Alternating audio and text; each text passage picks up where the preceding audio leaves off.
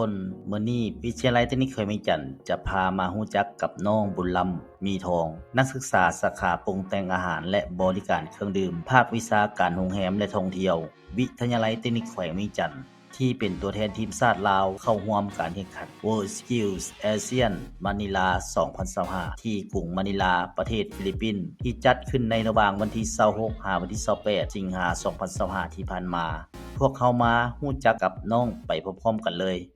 สบายดีน้องซื้อบุญลำมีท้องอายุ20 ปีเรียนสาขาปรุงแต่งอาหารและบริการเครื่องดื่มอยู่ภาควิชาการโรงแรมและการท่องเที่ยววิทยาลัยเทคนิคแขวงเวียงจันทน์วิทยาเขตวังเวียงจากการมักฮักในการปรุงแต่งอาหารอยู่แล้วพอดีทางวิทยาลัยได้ลงไปแนะนำวิชาชีพอยู่ที่มส.เมืองเฟืองน้องเลยมีความสนใจและไปปรึกษาทางครอบครัวจากนั้นน้องเลยไปสมัครเรียนอยู่ที่วิทยาลัยเทคนิคแขวงเวียงจันทน์วิทยาเขตวังเวียงในระยะที่น้องเรียนน้องมีความม่วนหลายเพราะการเรียนแม่นเรียนทฤษฎีควบคู่ไปกับภาคปฏิบัติตัวจริง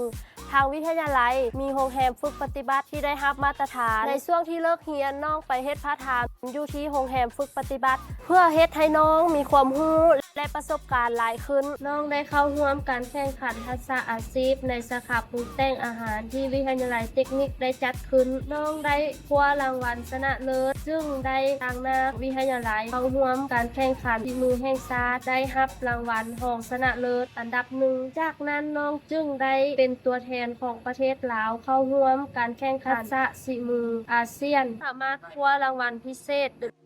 Best of Nation เป็นหนึ่งเดียวของตัวแทนประเทศลาวที่เข้าร่วมตอนนี้น้องยังบ่ทันได้ไปสมัครเวียกอยู่บ่อนใดถ้าหากสถานประกอบการใดต้องการน้องเป็นเพื่อนร่วมงานก็สามารถติดต่อหาน้องได้น้องขอขอบใจทางวิทยาลัย